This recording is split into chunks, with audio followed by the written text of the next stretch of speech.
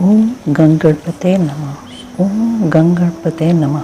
ओम गणगणपते नमः। ओम नमः शिवाय। वाराणसी तथा विश्वेश्वर का महात्म्य। सूत जी कहते हैं, मुनीश्वरों, मैं संक्षेप से ही वाराणसी तथा विश्वेश्वर के परम सुंदर महात्म्य का वर्णन करता हूँ। सुनो। एक समय की बात है कि पार्वती देवी ने लोकहित की कामना से बड़ी प्रसन्नता के साथ भगवान शिव के अभिमुक्त क्षेत्र और अभिमुक्त लिंग का महात्म्य पूछा। तब महेश्वर शिव ने कहा, यह वाराणसीपुरी सदा के लिए ही मेरा गुप्तम क्षेत्र है और सभी जीवों की मुक्ति का सर्वथा हेतु है।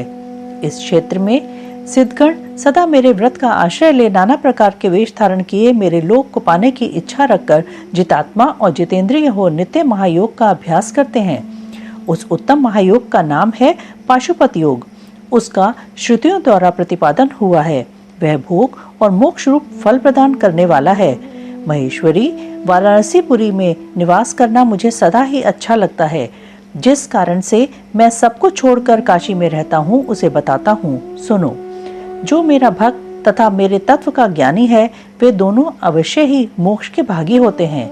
उनके लिए तीर्थ की अपेक्षा नहीं है। विहित और अविहित दोनों प्रकार के कर्म उनके लिए समान हैं। उन्हें जीवन मुक्त ही समझना चाहिए। वे दोनों कहीं भी मरे तुरंत ही मोक्ष प्राप्त कर लेते हैं। यह मैंने निश्चित बात कही है। सर्वोत्तम शक्ति देवी उमे, इस परम उत्तम अभिमुक्त तीर्थ में जो विशेष बात है उसे तुम मन लगाकर सुनो।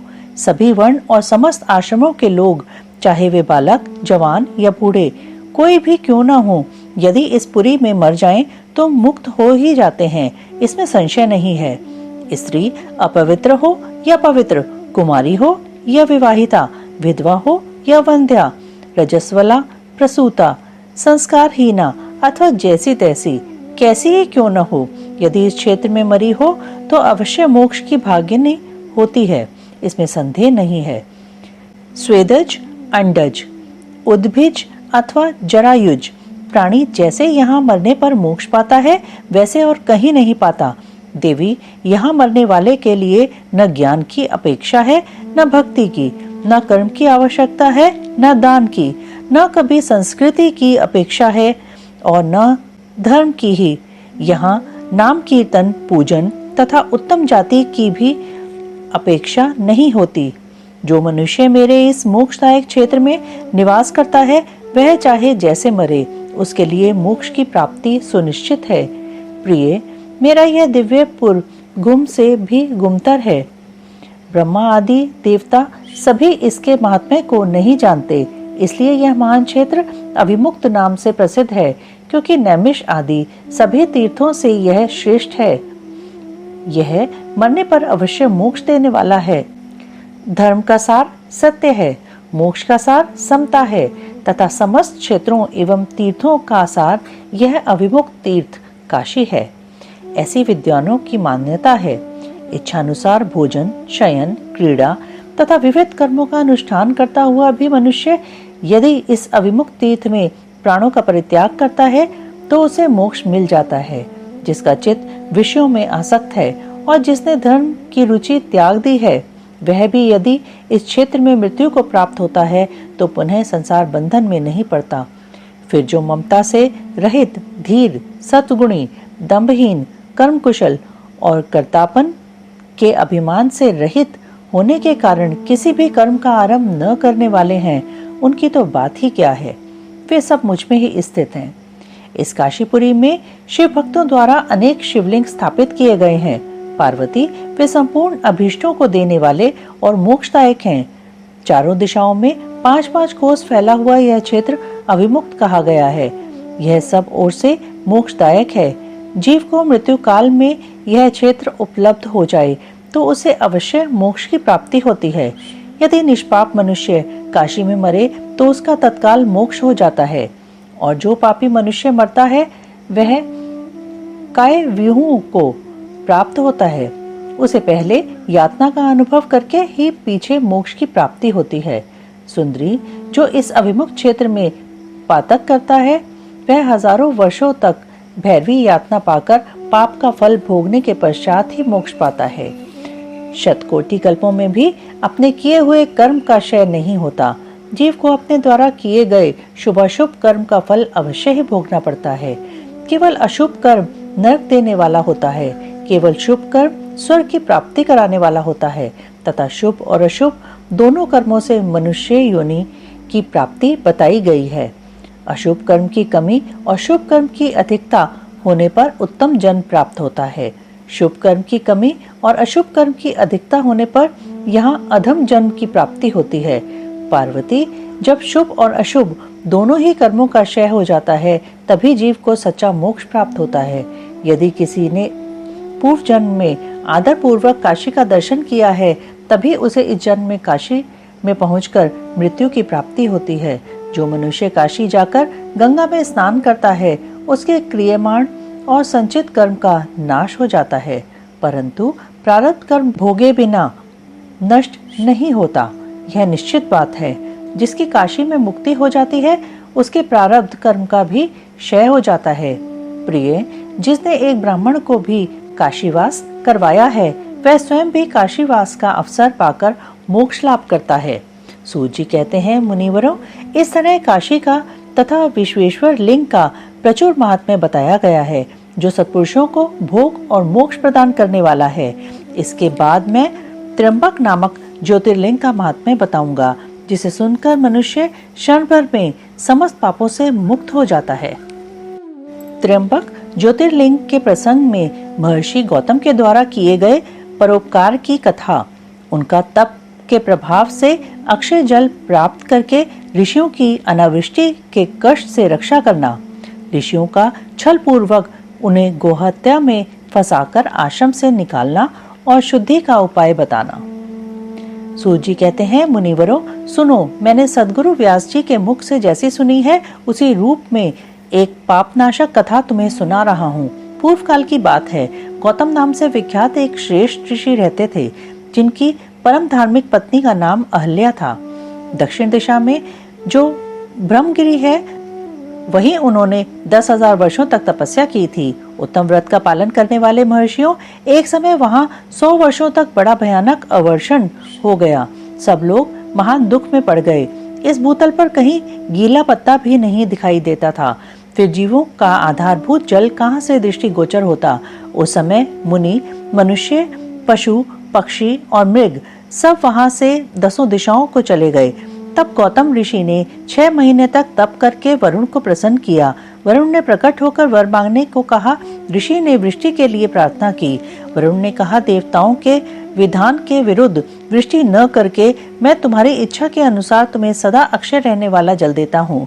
तुम एक गड्ढा तैयार करो। उनके ऐसा कहने पर गौतम ने 1 हाथ गहरा गड्ढा खोदा और वरुण ने उसे दिव्य जल के द्वारा भर दिया तथा परोपकार से सुशोभित होने वाले मुनिश्रेष्ठ गौतम से कहा, महामुने, कभी क्षीण न होने वाला यह जल तुम्हारे लिए तीर्थ रूप होगा और पृथ्वी पर तुम्हारे ही नाम से इसकी ख्याति होगी। यहाँ किए हुए दान, होम, तप, देव पूजन तथा पितरों का श्राद्ध सभी अक्षय होंगे। ऐसा कहकर उन महर्षि से प्रशंसित हो वरुण देव अंतर्ध्यान हो गए। उस जल के द्वारा दूसरों का उपकार करके महर्षि गौतम को भी बड़ा सुख मिला। महात्मा पुरुष का आश्रय मनुष्यों के लिए महत्व की ही प्राप्ति कराने वाला होता है। महान पुरुष ही महात्मा के उस स्वरूप को देखते और समझते हैं, दूसरे अधम मनुष्य नहीं। मनुष्य जैसे पुरुष का सेवन करता है वैसा ही फल पाता है। महान पुरुष की सेवा से महत्ता मिलती है और शूद्र की सेवा से शूद्रता। उत्तम पुरुषों का यह स्वभाव ही है कि वे दूसरों के दुख को नहीं सहन कर पाते। अपने को दुख प्राप्त हो जाए इसे भी स्वीकार कर लेते हैं, किंतु दूसरों के दुख का निवारण ही करते हैं। दयालु, अभिमान शून्य, उपकारी और जितेंद्रिय, ये पुण्य के 4 खंबे हैं जिनके आधार पर यह पृथ्वी टिकी हुई है। तदंतर गौतम जी वहां उस परम दुर्लभ जल को पाकर विधि पूर्वक नित्य नैमित्तिक कर्म करने लगे। उन मुनीश्वर ने वहां नित्य होम की सिद्धि के लिए धान, जौ और अनेक प्रकार के निवार बोआ दिए। तरह तरह के धान्य, भांति भांति के वृक्ष और अनेक प्रकार के फल फूल वहां लहला उठे। यह समाचार सुनकर वहां दूसरे दूसरे सहस्त्रों ऋषि मुनि, पशु पक्षी तथा बहुसंख्यक जीव जाकर रहने लगे। वह वन इस भूमंडल में बड़ा सुंदर हो गया। उस अक्षय जल के संयोग से अनावृष्टि वहां के लिए दुखदायिनी नहीं रह गई। उस वन में अनेक शुभ कर्म परायण ऋषि अपने शिष्य, भार्या और पुत्र आदि के साथ वास करने लगे। उन्होंने कालक्षेप करने के लिए वहां धान बोआ दिए। गौतम जी के प्रभाव से उस वन में सब ओर आनंद छा गया। एक बार वहां गौतम के आश्रम में जाकर बसे हुए ब्राह्मणों की स्त्रियां जल के प्रसंग को लेकर अहल्या पर नाराज हो गईं। उन्होंने अपने पतियों को उकसाया। उन लोगों ने गौतम का अनिष्ट करने के लिए गणेश जी की आराधना की। भक्त पराधीन गणेश जी ने प्रकट होकर वर मांगने के लिए कहा। तब ये बोले, भगवान, यदि आप हमें वर देना चाहते हैं तो ऐसा कोई उपाय कीजिए जिससे समस्त ऋषि डांट फटकार कर गौतम को आश्रम से बाहर निकाल दें। गणेश जी ने कहा, ऋषियों, तुम सब लोग सुनो। इस समय तुम उचित कार्य नहीं कर रहे हो। बिना किसी अपराध के उन पर क्रोध करने के कारण तुम्हारी हानि ही होगी। जिन्होंने पहले उपकार किया हो उन्हें यदि दुख दिया जाए तो वह अपने लिए हितकारक नहीं होता। जब उपकारी को दुख दिया जाता है तब उससे इस जगत में अपना ही नाश होता है। ऐसी तपस्या करके उत्तम फल की सिद्धि की जाती है। स्वयं ही शुभ फल का परित्याग करके अहितकारक फल को नहीं ग्रहण किया जाता। ब्रह्मा जी ने जो यह कहा है कि असाधु कभी साधुता को और साधु कभी असाधुता को नहीं ग्रहण करता, यह बात निश्चय ही ठीक जान पड़ती है। पहले उपवास के कारण जब तुम लोगों को दुख भोगना पड़ा था तब महर्षि गौतम ने जल की व्यवस्था करके तुम्हें सुख दिया, परंतु इस समय तुम सब लोग उन्हें दुख दे रहे हो। संसार में ऐसा कार्य करना कदापि उचित नहीं। इस बात पर तुम सब लोग सर्वथा विचार कर लो। स्त्रियों की शक्ति से मोहित हुए तुम लोग यदि मेरी बात नहीं मानोगे तो तुम्हारा यह बर्ताव गौतम के लिए अत्यंत हितकारक ही होगा, इसमें संशय नहीं है। ये मुनि श्रेष्ठ गौतम तुम्हें पुनः निश्चय ही सुख देंगे, अतः उनके साथ छल करना कदापि उचित नहीं। इसलिए तुम लोग कोई दूसरा वर मांगो। सूत जी कहते हैं, ब्राह्मणों, महात्मा गणेश ने ऋषियों से जो यह बात कही वह यद्यपि उनके लिए हितकर थी तो भी उन्होंने इसे नहीं स्वीकार किया। तब भक्तों के अधीन होने के कारण उन शिव कुमार ने कहा, तुम लोगों ने जिस वस्तु के लिए प्रार्थना की है उसे मैं अवश्य करूंगा। पीछे जो होनहार होगी वह होकर ही रहेगी। ऐसा कहकर वे अंतर्ध्यान हो गए। मुनीश्वरों, उसके बाद उन दुष्ट ऋषियों के प्रभाव से तथा उन्हें प्राप्त हुए वर के कारण जो घटना घटित हुई उसे सुनो। वहां गौतम के खेत में जो धान और जौ थे उनके पास गणेश जी एक दुर्बल गाय बनकर गए। दिए हुए वर के कारण वह गौ कांपती हुई वहां जाकर धान और जौ चरने लगी। इसी समय दैववश गौतम जी वहां आ गए। वे दयालु ठहरे, इसलिए मुट्ठी भर तिनके लेकर उन्हीं से उस गौ को हाँकने लगे। उन तिनकों का स्पर्श होते ही वह गौ पृथ्वी पर गिर पड़ी और ऋषि के देखते देखते उसी क्षण मर गई। वे दूसरे दूसरे ब्राह्मण और उनकी दुष्ट स्त्रियां वहां छिपे हुए सब कुछ देख रहे थे। उस गौ के गिरते ही वे सब के सब बोल उठे, गौतम ने यह क्या कर डाला। गौतम भी आश्चर्यचकित हो अहल्या को बुलाकर व्यथित हृदय से दुख पूर्वक बोले, देवी, यह क्या हुआ, कैसे हुआ? जान पड़ता है परमेश्वर मुझ पर कुपित हो गए हैं। अब क्या करूं, कहाँ जाऊं? मुझे हत्या लग गई।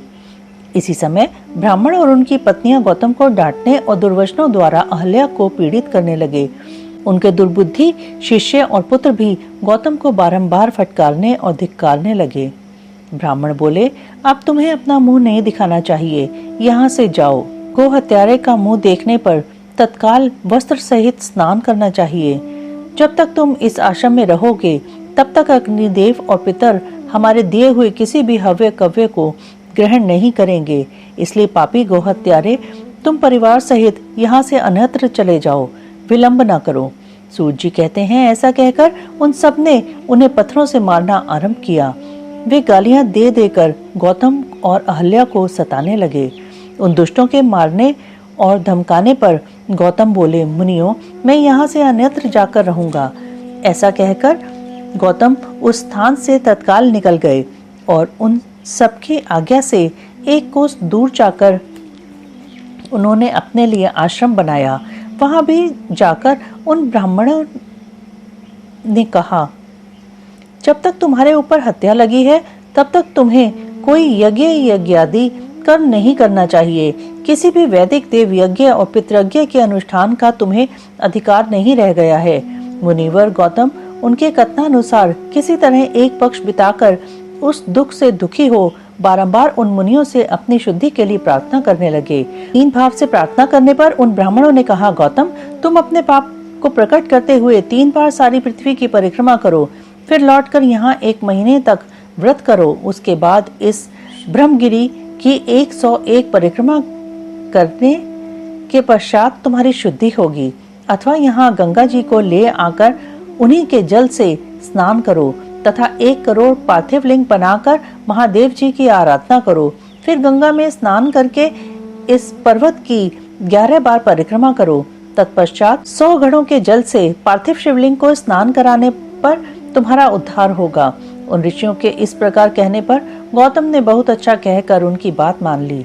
वे बोले, मुनिवरों, मैं आप श्रीमानों की आज्ञा से यहाँ पार्थिव पूजन तथा ब्रह्मगिरी की परिक्रमा करूंगा। ऐसा कहकर मुनिश्रेष्ठ गौतम ने उस पर्वत की परिक्रमा करने के पश्चात पार्थिव लिंग का निर्माण करके उनका पूजन किया। साध्वी अहल्या भी साथ रहकर वह सब कुछ किया। उस समय शिष्य प्रशिष्य उन दोनों की सेवा करते थे। पत्नी सहित गौतम की आराधना से संतुष्ट हो भगवान शिव का उन्हें दर्शन देना, गंगा को वहां स्थापित करके स्वयं भी स्थिर होना, देवताओं का वहां बृहस्पति के सिंह राशि पर आने पर गंगा जी के विशेष महात्म्य को स्वीकार करना, गंगा का गौतमी या गोदावरी नाम से और शिव का त्र्यंबक ज्योतिर्लिंग के नाम से विख्यात होना तथा इन दोनों की महिमा। सूत जी कहते हैं, पत्नी सहित गौतम ऋषि के इस प्रकार आराधना करने पर संतुष्ट हुए भगवान शिव वहां शिवा और प्रमथ गणों के साथ प्रकट हो गए। तदंतर प्रसन्न हुए कृपा निधान शंकर ने कहा, महामुने, मैं तुम्हारी उत्तम भक्ति से बहुत प्रसन्न हूँ, तुम कोई वर मांगो। उस समय महात्मा शंभु के सुंदर रूप को देखकर आनंदित हुए गौतम ने भक्ति भाव से शंकर को प्रणाम करके उनकी स्तुति की। लंबी स्तुति और प्रणाम करके दोनों हाथ जोड़कर वे उनके सामने खड़े हो गए और बोले, देव, मुझे निष्पाप कर दीजिए। भगवान शिव ने कहा, मुने, तुम धन्य हो, कृतकृत्य हो और सदा ही निष्पाप हो। इन दुष्टों ने तुम्हारे साथ छल किया। जगत के लोग तुम्हारे दर्शन से पाप रहित हो जाते हैं, फिर सदा मेरी भक्ति में तत्पर रहने वाले तुम क्या पापी हो। मुने, जिन दुरात्माओं ने तुम पर अत्याचार किया है वे ही पापी, दुराचारी और हत्यारे हैं। उनके दर्शन से दूसरे लोग पापिष्ट हो जाएंगे। वे सबके सब कृतघ्न हैं, उनका कभी उद्धार नहीं हो सकता। महादेव जी की यह बात सुनकर महर्षि गौतम मन ही मन बड़े विस्मित हुए। उन्होंने भक्ति पूर्वक शिव को प्रणाम करके हाथ जोड़ पुनः इस प्रकार कहा। गौतम बोले, महेश्वर, उन ऋषियों ने तो मेरा बहुत बड़ा उपकार किया। यदि उन्होंने यह बर्ताव न किया होता तो मुझे आपका दर्शन कैसे होता। धन्य हैं वे महर्षि जिन्होंने मेरे लिए परम कल्याणकारी कार्य किया है। उनके इस दुराचार से ही मेरा महान स्वार्थ सिद्ध हुआ है। गौतम जी की यह बात सुनकर महेश्वर बड़े प्रसन्न हुए। उन्होंने गौतम को कृपा दृष्टि से देखकर उन्हें शीघ्र ही यूं उत्तर दिया। शिवजी बोले, विप्रवर, तुम धन्य हो, सभी ऋषियों में श्रेष्ठतर हो। मैं तुम पर बहुत प्रसन्न हुआ हूँ। ऐसा जानकर तुम मुझसे उत्तम वर मांगो।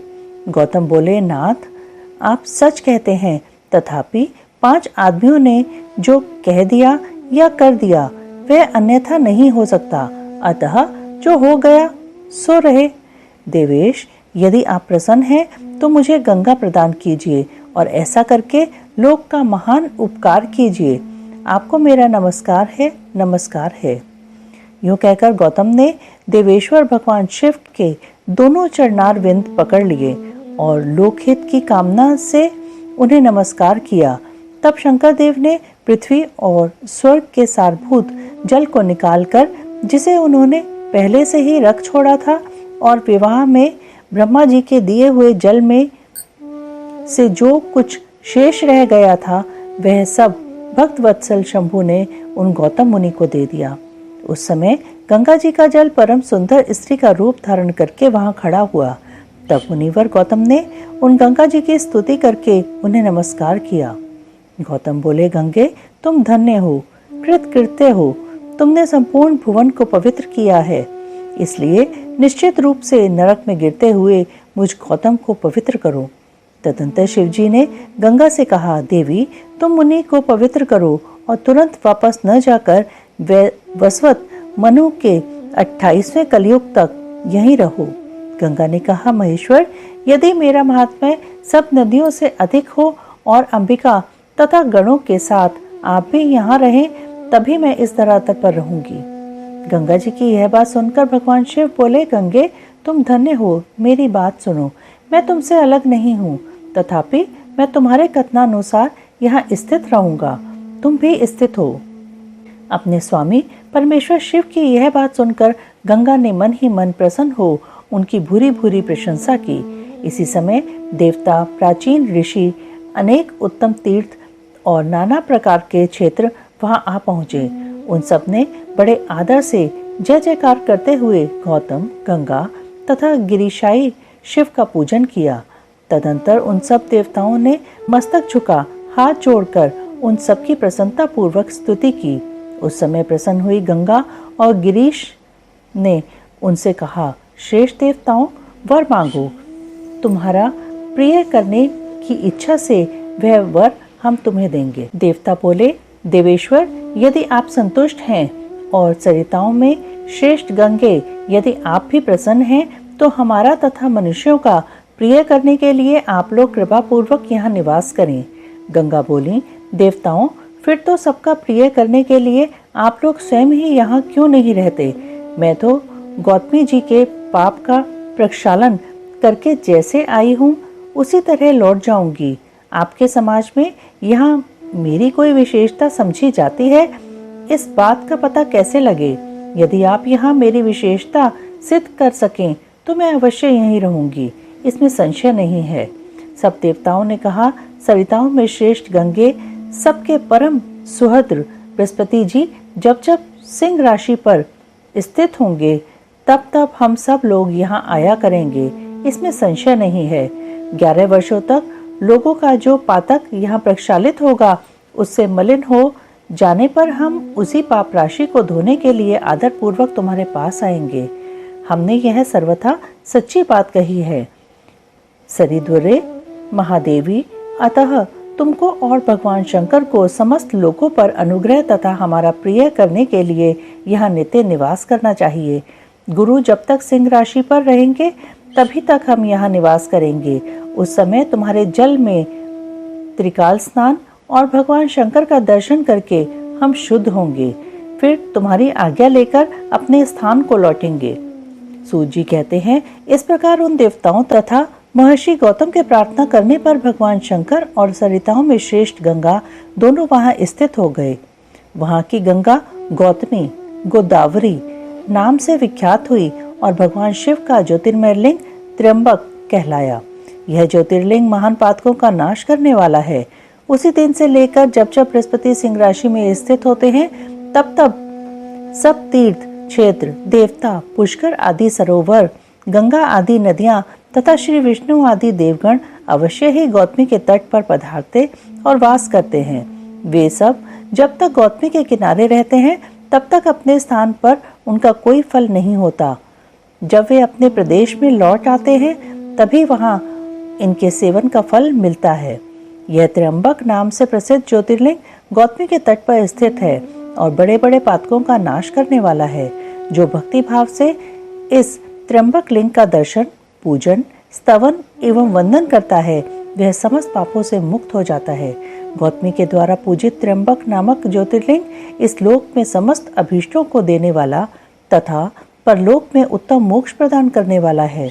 मुनीश्वरों, इस प्रकार तुमने जो कुछ पूछा था वह सब मैंने कह सुनाया। अब और क्या सुनना चाहते हो कहो, मैं उसे भी तुम्हें बताऊंगा, इसमें संशय नहीं है। वैद्यनाथेश्वर ज्योतिर्लिंग के प्राकट्य की कथा तथा महिमा। सूत जी कहते हैं, अब मैं वैद्यनाथेश्वर ज्योतिर्लिंग का पापहारी महात्म्य बताऊंगा। सुनो।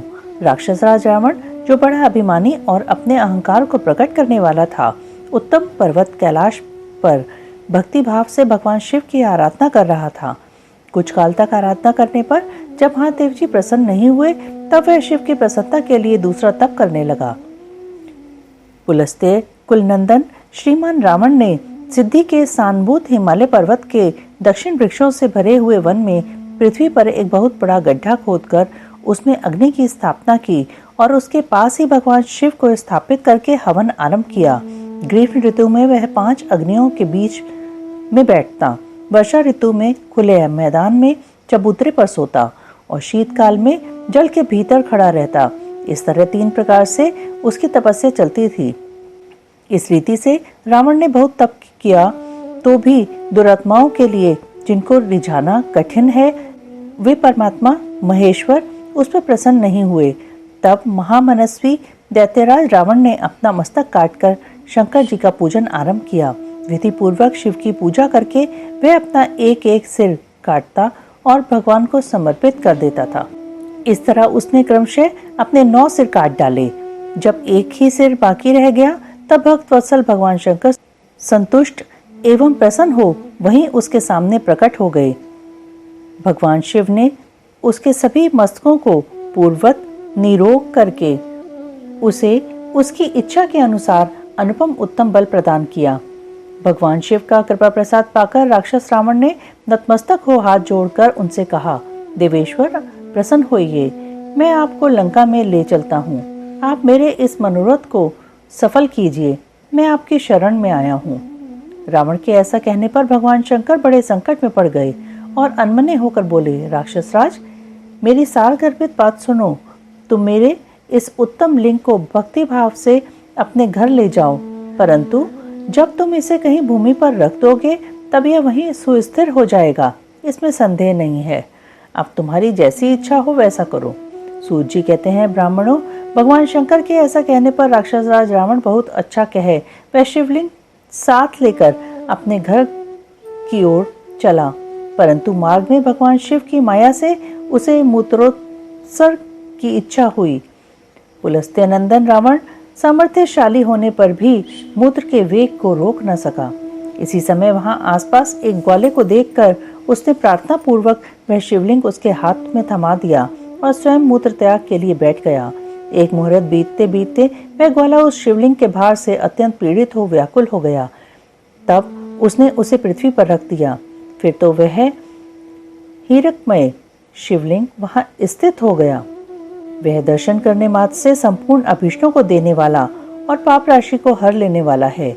मुने, वही शिवलिंग तीनों लोकों में वैद्यनाथेश्वर के नाम से प्रसिद्ध हुआ, जो सत्पुरुषों को भोग और मोक्ष देने वाला है। यह दिव्य उत्तम एवं श्रेष्ठ ज्योतिर्लिंग दर्शन और पूजन से भी समस्त पापों को हर लेता है और मोक्ष की प्राप्ति कराता है।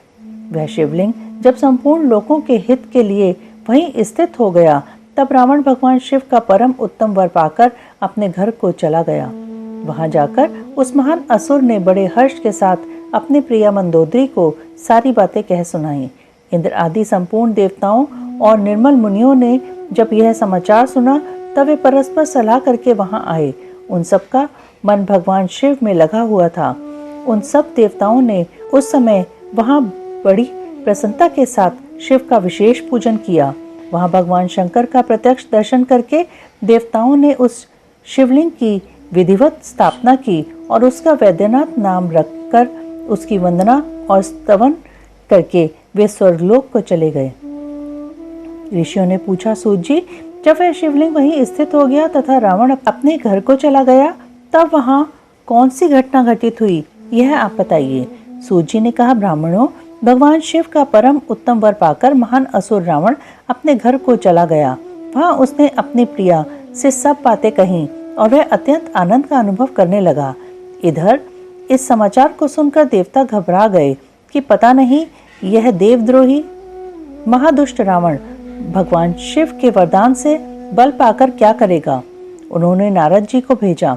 नारद जी ने जाकर रावण से कहा, तुम कैलाश पर्वत को उठाओ, तब पता लगेगा कि शिवजी का दिया हुआ वरदान कहाँ तक सफल हुआ। रावण को यह बात जच गई। उसने जाकर कैलाश को उखाड़ लिया। इससे सारा कैलाश हिल उठा। तब गिरिजा के कहने से महादेव जी ने रावण को घमंडी समझकर इस प्रकार शाप दिया। महादेव जी बोले, रे रे दुष्ट भक्त, दुर्बुद्धि रावण, तू अपने बल पर इतना घमंड न कर। तेरी इन भुजाओं का घमंड चूर करने वाला वीर पुरुष शीघ्र ही इस जगत में अवतीर्ण होगा।